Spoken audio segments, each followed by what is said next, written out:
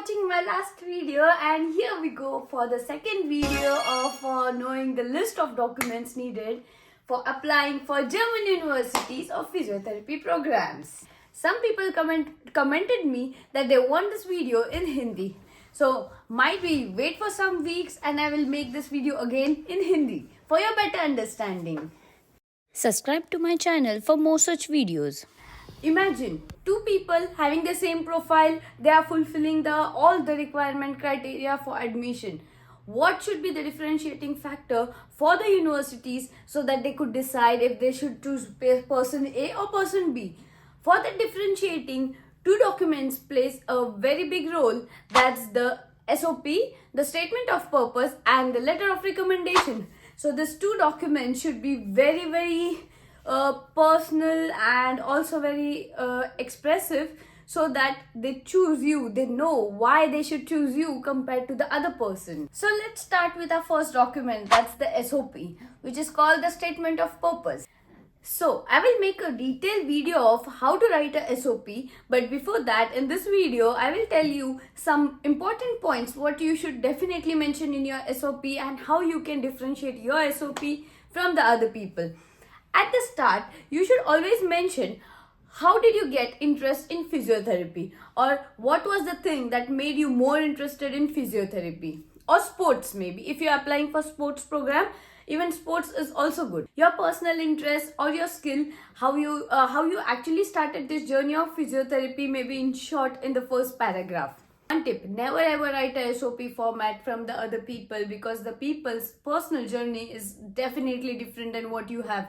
And imagine if they have already read that from a same consultants agency, the same format, here they won't find anything new. So you need to give them something new, interesting and personal, remember it.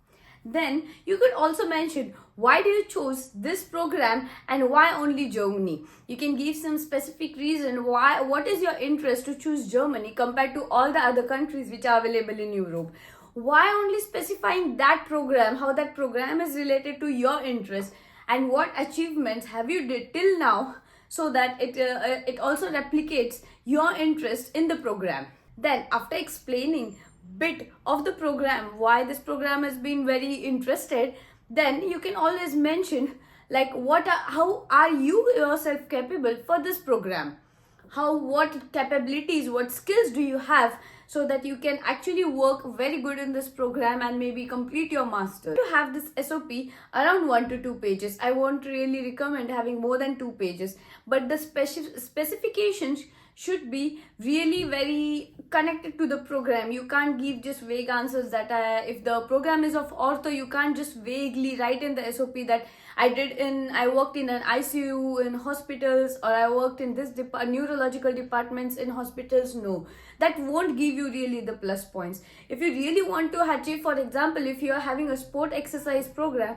you need to give how do you have interest in exercise. For example, if you have worked in a cricket as a physiotherapist, you can obviously mention that. You can also mention your roles. You can also mention your academic requirements or your specializations, that you have won award in neurological or ortho sector. Also, if you're applying for a management program, you can obviously mention in the SOP that what are the management skills do you have, what leadership skills do you have. You can always mention that I have worked in this hospital for this hours, and I was the senior physiotherapist or assistant physiotherapist, and I used to control this many people of team in an hospital. That also shows your leadership skills, which you can obviously mention in your SOP and will give you a plus points. The second most important document is the application form. Obviously, if you're applying for a university, you need to have the application form filled for the specific university. This you can obviously find on the website of the university or on UniAssist if you're applying from the UniAssist website. The third most important document, what I personally feel, is the internship certificate. After coming to Germany, I really understood how important it is to have an internship certificate. I was just given after my university an internship of 6 months, and I thought, okay, it's just a continuation of the program, and I really didn't concentrate on it much. But now I realize that how important is to have an internship document, because having this experience plays a very good important role in Germany. So, whenever you're writing your CV, do mention your experience certificate in your CV as experience point. Whether it be 6 months or whether it be 1 year, doesn't matter. Do mention it. If you're applying for a research oriented program, the fourth document which you should have in your hand is the research papers what you have done till now. For example, if you have did after your bachelor's a research program or research paper, you should submit that also in your CV. You can also mention the link of your research paper in your CV. That's always a plus point, because also add on your academic skills. For example, you're applying for a Wissenschaftler program in Deutsch. Do mention it. It will really help you to give you plus more points. Now, let's talk about the next most important thing is the block account. Obviously, in most of the cases, you need to have your block account ready. Normally, in 2025, the block account is 11,208 euros, and it varies. It goes on increasing every year. So you always need to see how much block account is needed and think financially how can you manage it. Normally, the three important websites are available where you can have your block account ready. One is Expectrio, one is through Coracle, or one is through Fintiba. Now, what are the differences between this? Go to my Instagram channel and you can have a look where I have made a video what are the differences between the three types of block account and how can it vary according to you. For students especially, I recommend having the Expectrio because they have some special benefits and you can have that with combination of your insurance, health insurance. A block account document could be avoided if you have a sponsorship letter from Germany itself. So for example, if someone is working in Germany, your colleagues, your relatives, your friend, you can have a sponsorship letter from them, and which could help you to skip the block account and apply for the university applications. If you are also the someone who have earned a scholarship already in Germany, you can also have and mention it into the during application of your visa. That could also help you skip the block account money. Now, the another important document which I have already mentioned before is the LOR, the letter of recommendations. Here, the people really need to know how have you worked in your previous job.